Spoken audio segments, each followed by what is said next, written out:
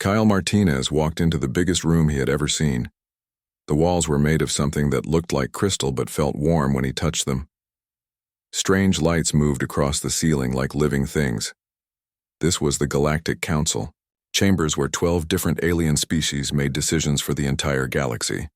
Ambassador Martinez wore his best Earth uniform but felt very small in this place. Behind him walked Captain Lisa Brooks. She was a tough woman who had served in Earth's Space Navy for 20 years. Her face showed no fear, but Kyle could see her hand stay close to her weapon. The aliens sat in a huge circle around them. Some looked like giant insects with too many eyes. Others were made of gas that moved inside glass containers. The worst ones looked like walking skeletons covered in black metal. These were the Keth Empire, and they ruled half the known galaxy. Kyle cleared his throat and stepped forward. His voice echoed in the massive chamber when he spoke. Honored members of the Galactic Council, I come here today to speak for Earth, and all humans. We ask for your recognition of our colonies in 3 star systems near our home world. The sound that came back was not what Kyle expected. It was laughter. Not just from one alien, but from all of them. The insect creatures made clicking sounds. The gas aliens made their containers shake. Even the scary Keth made sounds that could only be mockery. Chancellor Zixthera of the Keth Empire stood up. She was 8 feet tall with 4 arms and 6 eyes that glowed red. When she spoke, her voice sounded like metal scraping against stone. Let me understand this, human. Your tiny species wants to claim 3 entire star systems. You who barely learned to travel between stars last week. More. Laughter filled the chamber. Kyle felt his face turn red, but he stayed calm. Captain Brooks moved slightly closer to him. She was ready to fight if needed, but Kyle hoped it would not come to that. The Viridian High Speaker was next to talk. The Viridians were made of living crystal that changed colors with their moods. Right now, the High Speaker was flashing bright. Orange, which Kyle had learned, meant they thought something was very funny. Human ambassador, your people are like children playing with toys. Your ships are slow and weak. Your weapons could not harm a mining vessel. A new voice joined the conversation. This came from the Noxari delegate. The Noxari lived in gas clouds and spoke through machines. We have studied your species, human. You fight wars on your own planet over small pieces of land. You cannot even make peace with your own kind. How can you think to claim space that belongs to older and stronger races? Kyle tried to stay calm, but anger was building inside him. Earth had worked for 50 years to build their first colonies. They had sent their best people to live on new worlds. These colonies were home to millions of humans now. Children had been born there. Families had built lives there. The colonies we built are in empty systems, Kyle said. No other species lived there. We harmed no one. We only ask that you respect our right to exist in space. We found empty. This brought even more laughter. The insect creature called Speaker Hivemind buzzed loudly. Empty space belongs to those strong enough to take it, human. Your colonies exist only because we allow them to exist. We could remove them any time. We choose. Captain Brooks stepped forward now. Her hand was definitely on her weapon. Are you threatening human civilians? She asked in a voice that could cut steel. The Keith Chancellor looked at Brooks like she was looking at an annoying bug.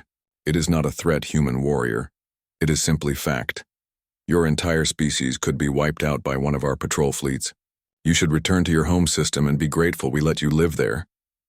Kyle felt something break inside him. These aliens saw humans as nothing more than pets or pests. They would never respect Earth or give humans the right to grow and explore. We came here hoping for peace, he said.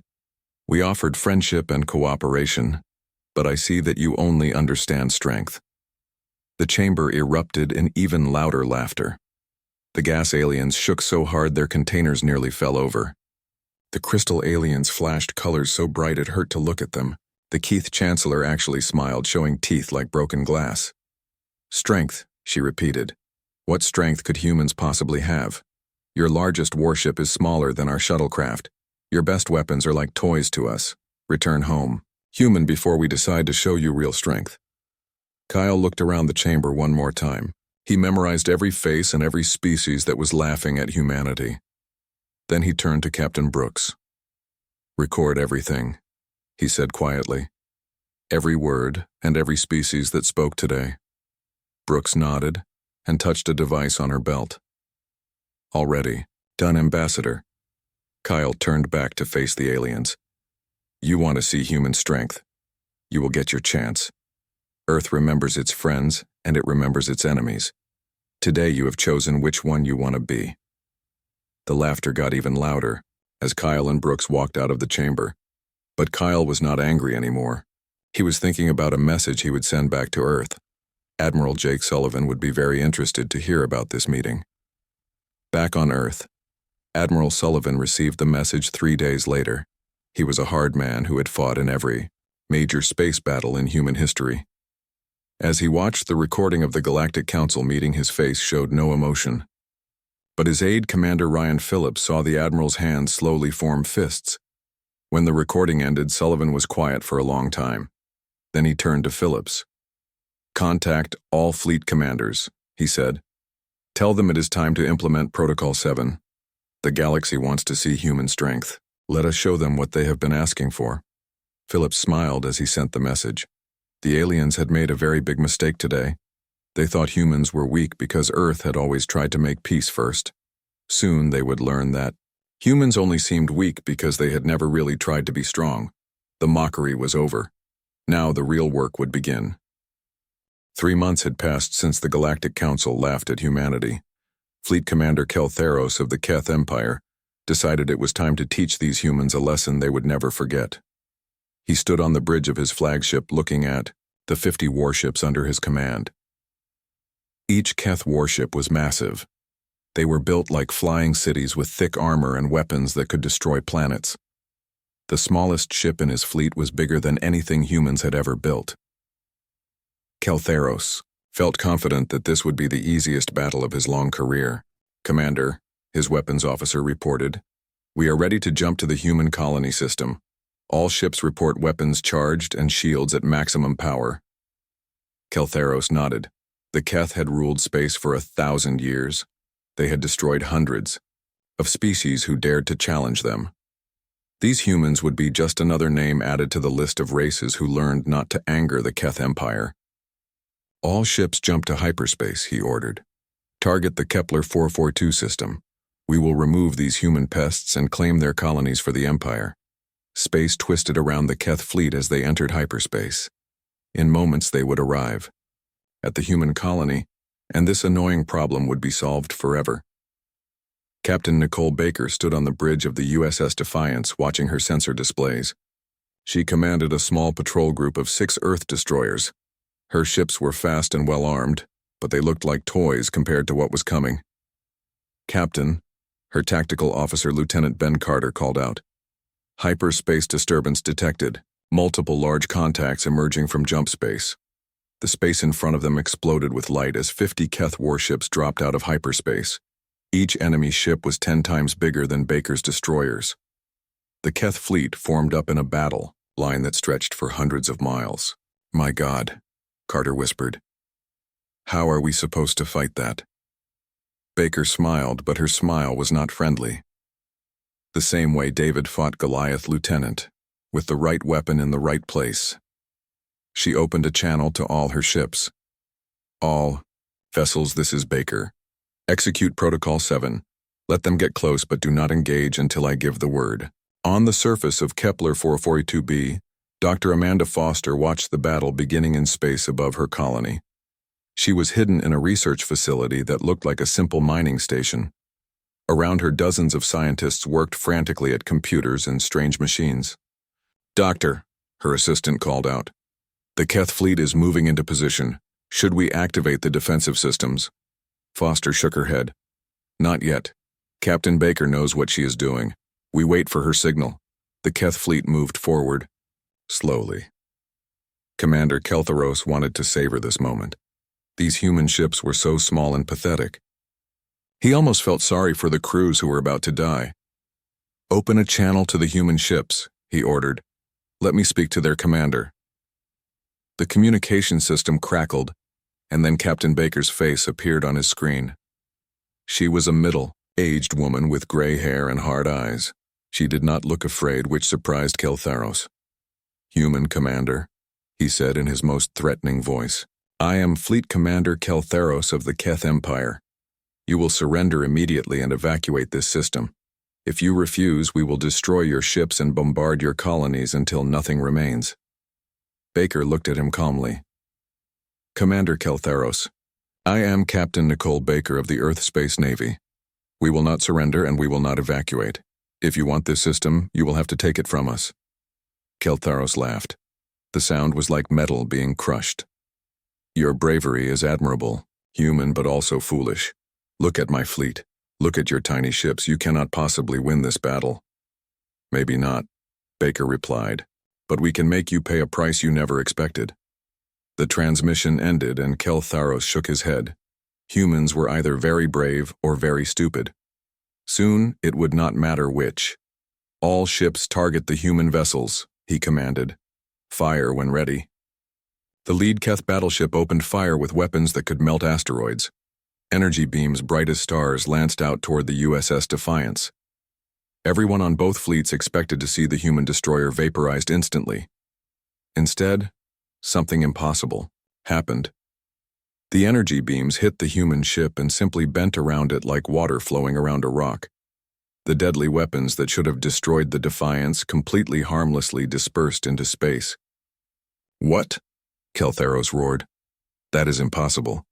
No species has defensive technology that advanced." His weapons officer was frantically checking his instruments. "Commander, the weapons fired correctly, but somehow the human ship deflected our entire attack." Captain Baker's voice came over the communication channel again. She was still calm, but now she was also smiling. "Commander, you are right that no species has this technology. But humans are not just any species. We learn from our mistakes and we prepare for our enemies." Dr. Foster finally gave the signal her teams had been waiting for. Deep in her hidden laboratory, machines that took 10 years to build came online. The quantum field generators that surrounded the human fleet activated, and space itself began to change. "All ships," Baker called to her small fleet, "return fire. Show them what humanity has learned."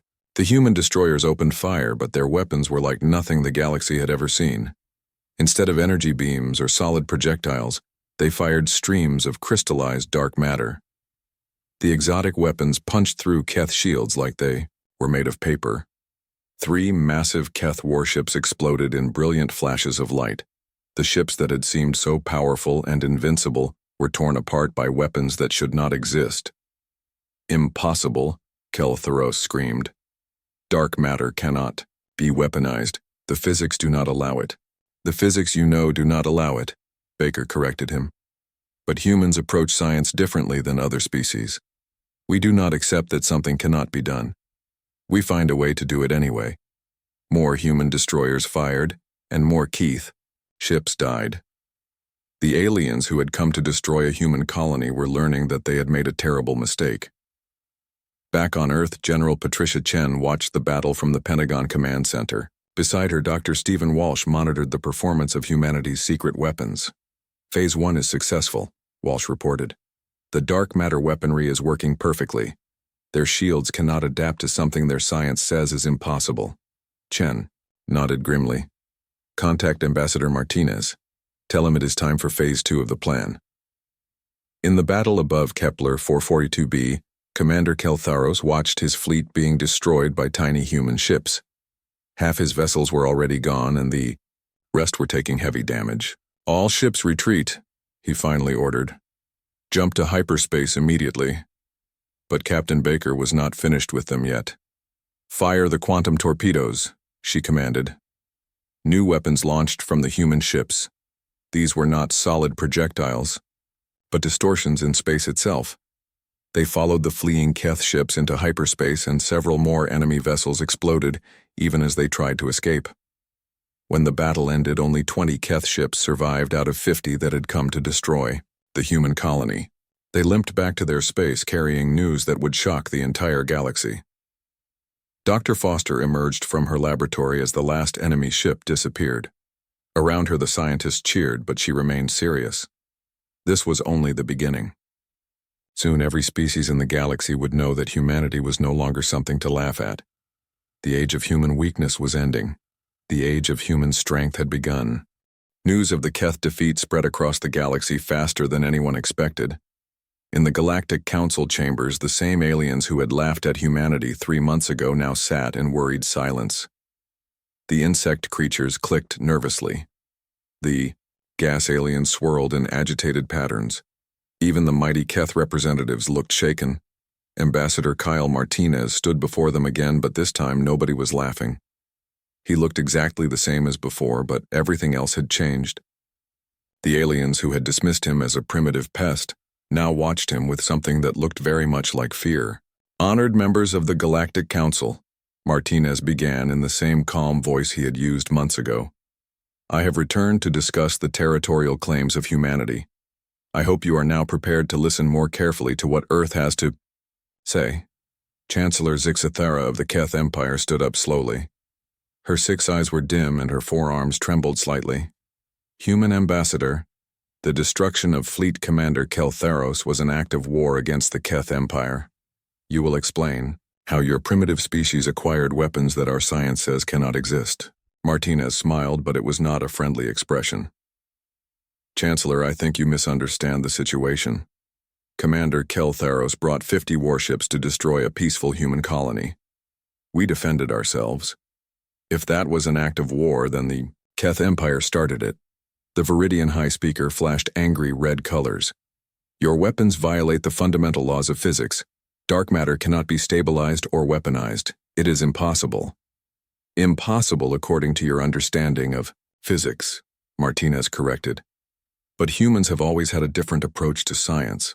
When someone tells us something cannot be done, we do not accept that answer. We find a way to do it anyway. Dr. Amanda Foster had arrived on Earth the day before and now sat in a hidden observation room watching the council session. Beside her, Dr. Stephen Walsh and General Patricia Chen monitored the alien reactions to each word Martinez spoke. They are scared, Chen observed quietly. Good. Fear will make them listen when arrogance would not. Walsh nodded as he studied the readings. From hidden sensors throughout the chamber, the Keth are especially worried. They built their empire on having the strongest military in the galaxy. Now they know there is something stronger. Back in the council chamber, the Noxari delegate spoke through its translation machine. Human, Martinez, your species has hidden these weapons for years while pretending to seek peaceful coexistence. This deception makes you dangerous to all civilized races. Martinez turned to face the gas creature directly. We hid nothing. We simply did not advertise our capabilities. When you laughed at our request for recognition, you assumed we were weak because we chose diplomacy first. That was your mistake, not our deception. Speaker Hive Mind of the Insect.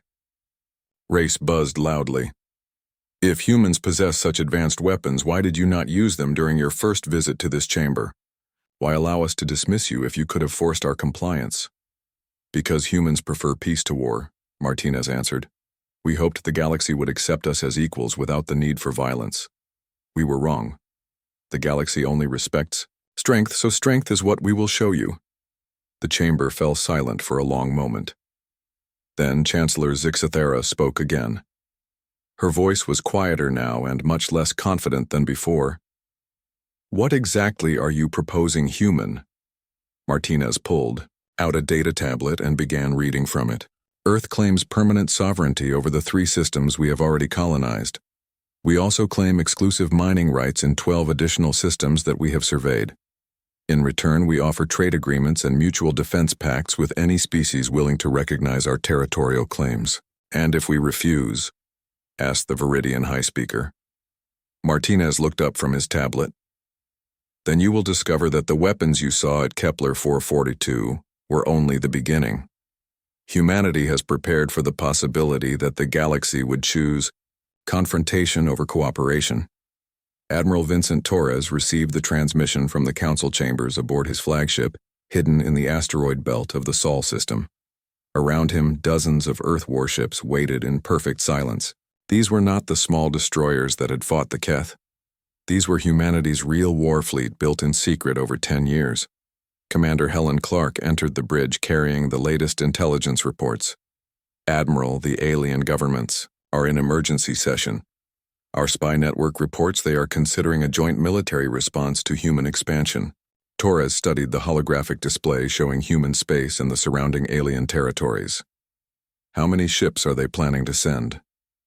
Current estimates suggest over 2,000 vessels from all 12 Council species, Clark replied. They are calling it Operation Final Solution, Torres smiled grimly. Final Solution, how appropriate. Contact Dr. Lee. Tell her to begin final preparations for Project Prometheus.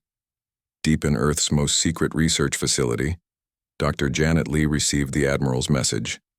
Around her, hundreds of scientists and engineers worked frantically on humanity's ultimate weapon. Project Prometheus was not a ship or a bomb. It was something far more dangerous.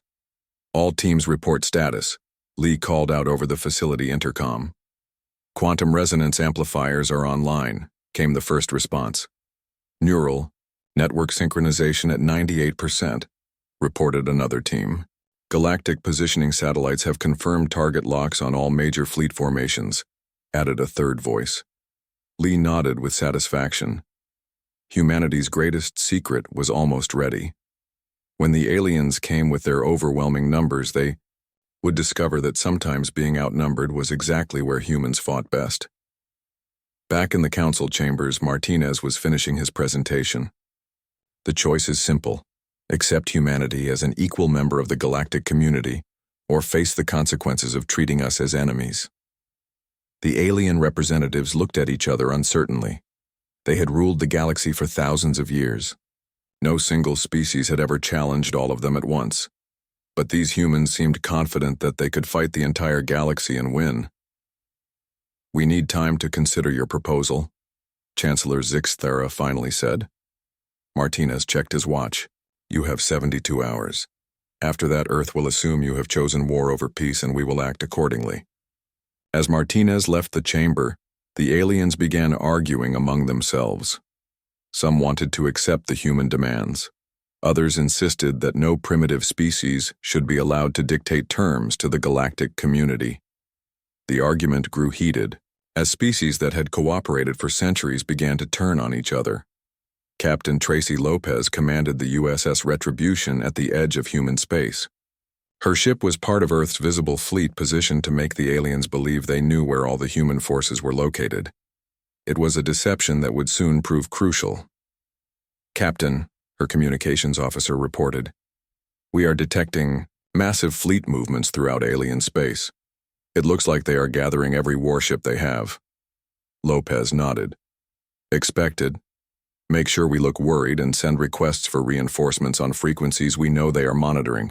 We want them to think we are scared of their numbers. The aliens were indeed gathering their forces. In shipyards across the galaxy, every available vessel was being prepared for war. Ancient battleships were pulled out of storage. Experimental weapons were hastily installed. The largest military force in galactic history was being assembled to crush humanity once and for all. But humans had learned long ago that the biggest army did not always win the war. Sometimes victory belonged to whoever was willing to think differently about what war really meant. The galaxy was about to learn that lesson in the most painful way possible. The aliens thought they were preparing for a conventional battle between fleets. They had no idea that humans had already changed the rules of warfare itself. In 72 hours, the final battle would begin.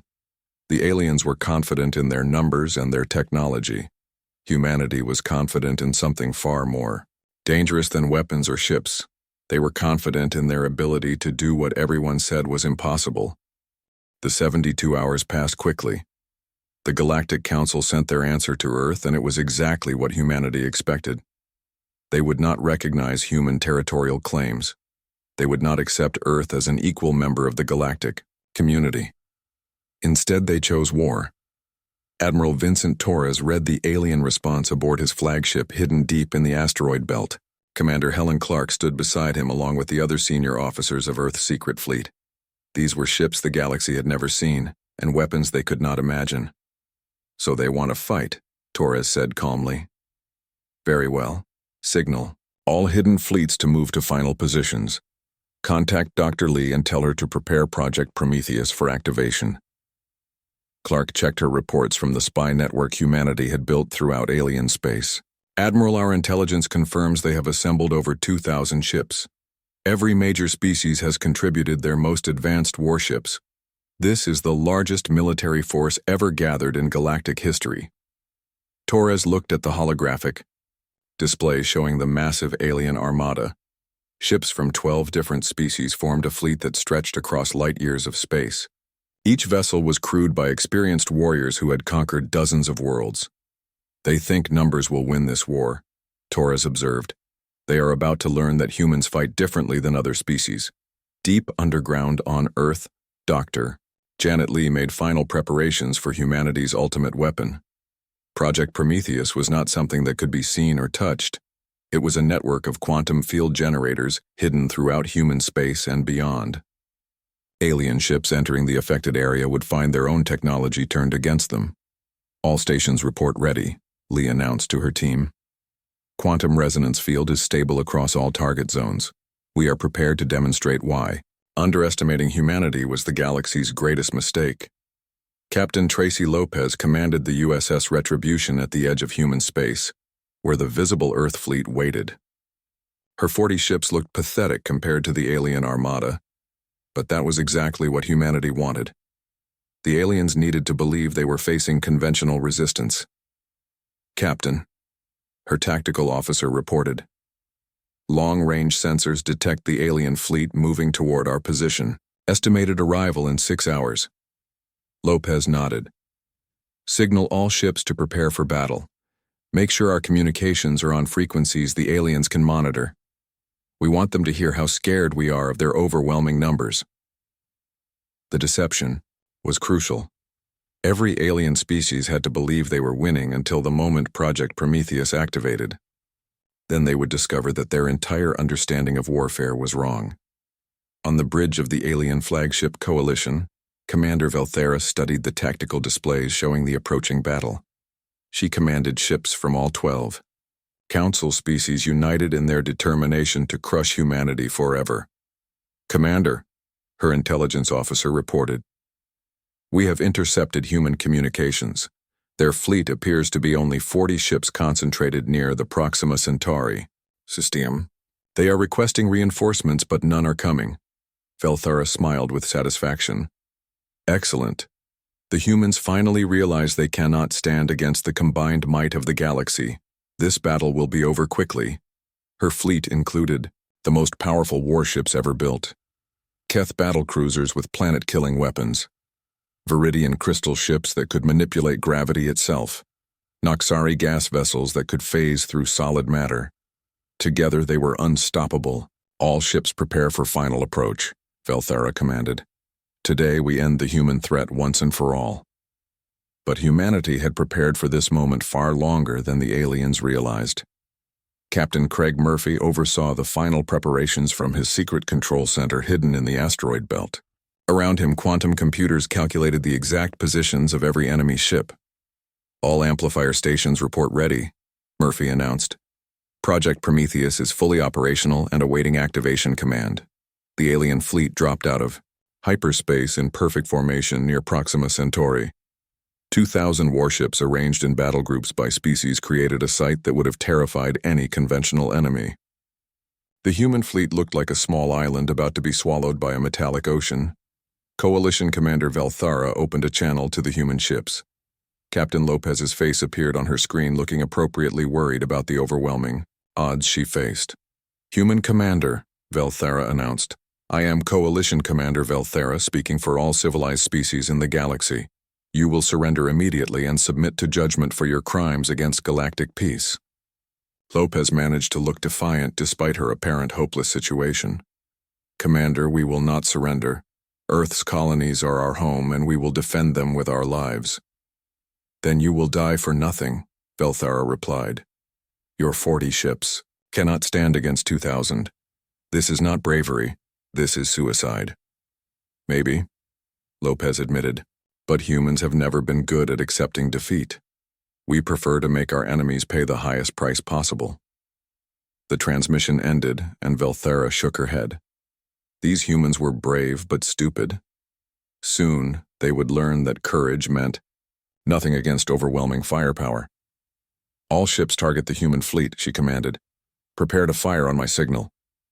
The alien armada powered up weapons that could destroy moons. Energy began building in thousands of weapon systems designed by 12 different species.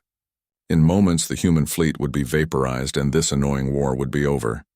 But Admiral Torres was watching everything from his hidden command ship. The moment he had waited 10 years for was finally here. "Dr. Lee, this is Admiral Torres. You are authorized to activate Project Prometheus." On Earth, Dr. Lee's finger moved to the activation key she had dreamed about pressing for years. "All stations, this is Control. Activating quantum cascade in 3-2-1 mark." The effect was invisible at first. Quantum fields that had been carefully positioned throughout the battle zone activated simultaneously. Every electronic system in the alien fleet suddenly found itself connected to a network the aliens could not see or understand. "Fire all weapons," Coalition Commander Velthera ordered. But when her ships tried to fire their weapons, something impossible happened. Instead of targeting the human fleet, their weapons turned toward other alien ships. Keth battlecruisers opened. Fire on Viridian crystal vessels.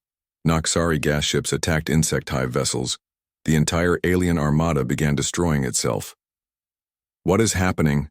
Velthera screamed as she watched her own weapon systems turn against her allies. "Why are our ships firing on each other?" Captain Lopez smiled as she watched the alien fleet tear itself apart. "Because humans learned something the galaxy never figured out, Commander. The most advanced weapon is not the one that destroys your enemy. It is the one that makes your enemy destroy himself." Chaos spread through the alien formation as ships that had been allies for centuries suddenly became mortal enemies. Their own targeting systems had been hijacked by quantum fields they could not detect or defend against. "Shut down all weapons," Velthera ordered desperately. "All ships power down immediately." But it was too late. The quantum cascade had already infected every electronic system in her fleet. Life support computers began shutting down randomly. Navigation systems sent ships crashing into each other. Communication networks broadcast false orders that turned confusion into panic. Dr. Lee watched the destruction from her underground facility with grim satisfaction. Project Prometheus performing as designed. Enemy fleet cohesion at 0%. And falling. The largest military force in galactic history was destroying itself, and there was nothing they could do to stop it.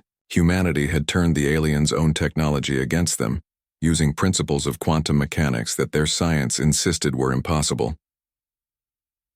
Admiral Torres opened a channel to the dying alien fleet.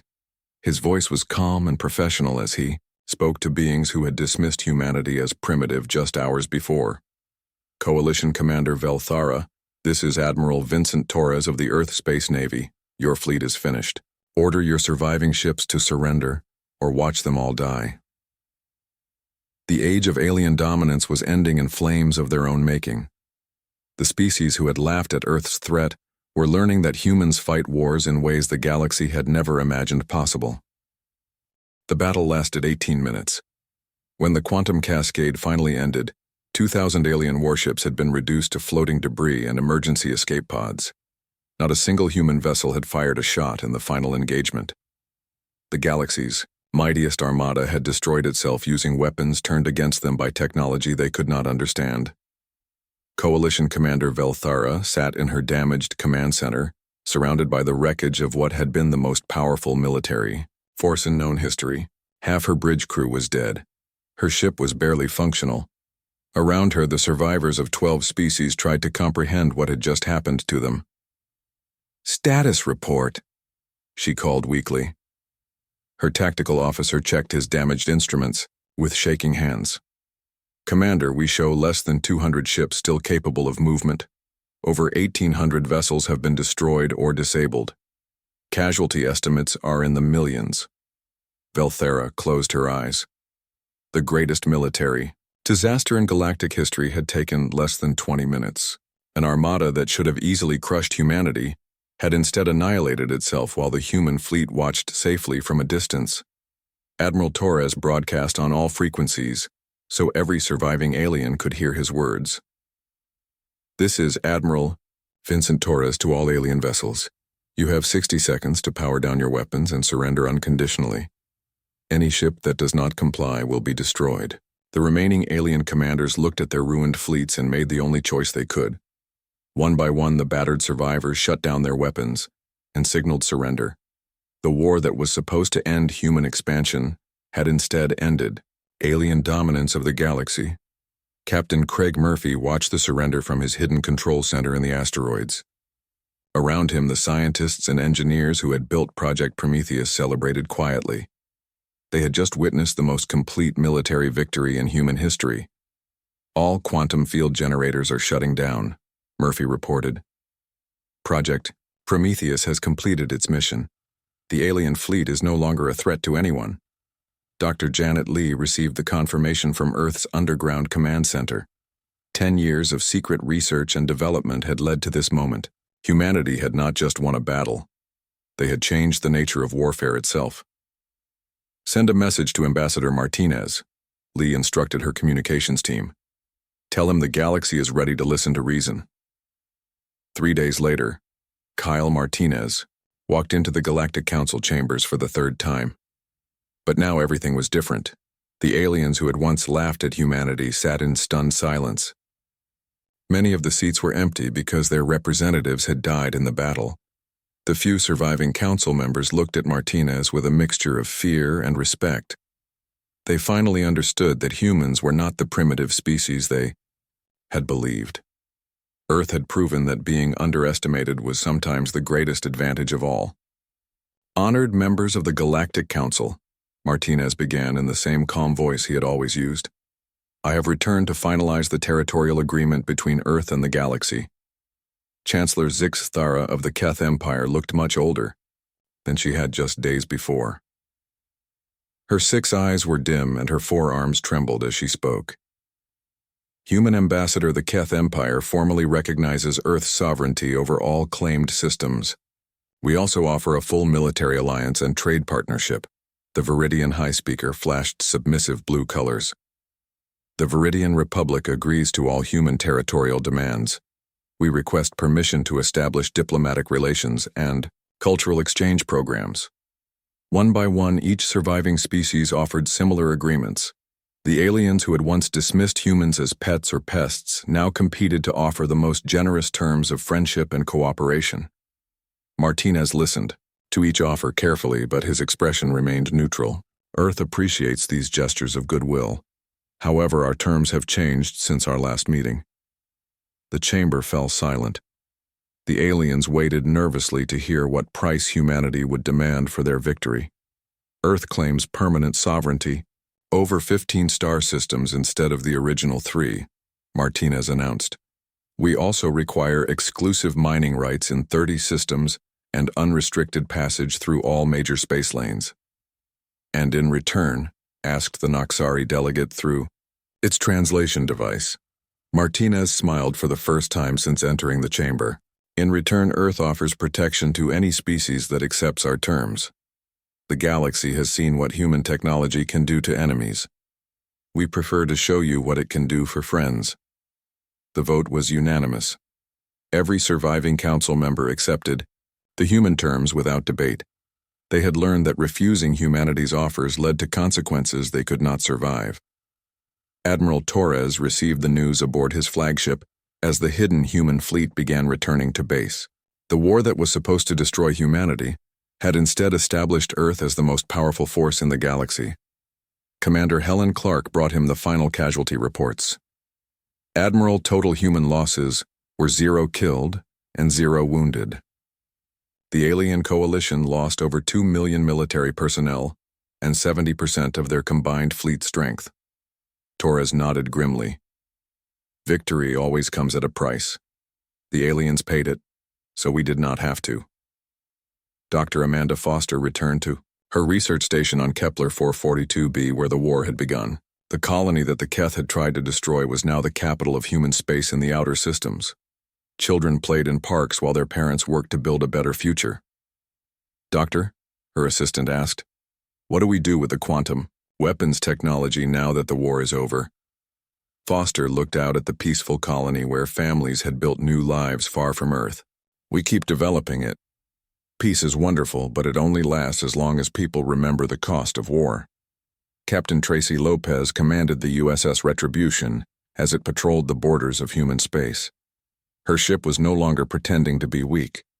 The hidden weapons and defenses that had won the war were now visible symbols of human strength. "Captain," her communications officer reported, "we are receiving a priority message from Earth Command." The message was brief but important. More. Alien species from distant parts of the galaxy had heard about humanity's victory. They were requesting permission to establish diplomatic relations with Earth. The news of human military capability was spreading faster than anyone expected. Ambassador Martinez stood in his office on Earth looking at star charts that showed the expanding boundaries of human influence. Red zones marked areas under direct human control. Yellow zones showed regions where alien species had requested human protection. Green zones indicated sectors where Earth merchant vessels now traveled freely. 6 months ago, humans had been dismissed as a minor nuisance. Now they were the dominant power in their part of the galaxy, and requests for alliance came daily from species who wanted to be on the winning side. The galaxy had laughed at Earth's threat. They had mocked human diplomacy and dismissed human military capability. Their mistake had been assuming that a species that chose peace must be weak. Now they knew better. Humanity preferred peace, but when forced to fight, they fought in ways that rewrote the rules of warfare itself. The aliens had learned too late that humans were dangerous not because they were violent, but because they were unpredictable. The age of human isolation was over. The age of human leadership had begun. And across the galaxy, former enemies and new allies alike shared the same understanding. Never again would anyone laugh when humans made a promise or issued a threat. Earth had proven that both were equally dangerous to ignore. The stars themselves had witnessed humanity's rise from mocked primitives to galactic power. The lesson was written in the wreckage of the mightiest fleet ever assembled. Underestimate humans at your own peril.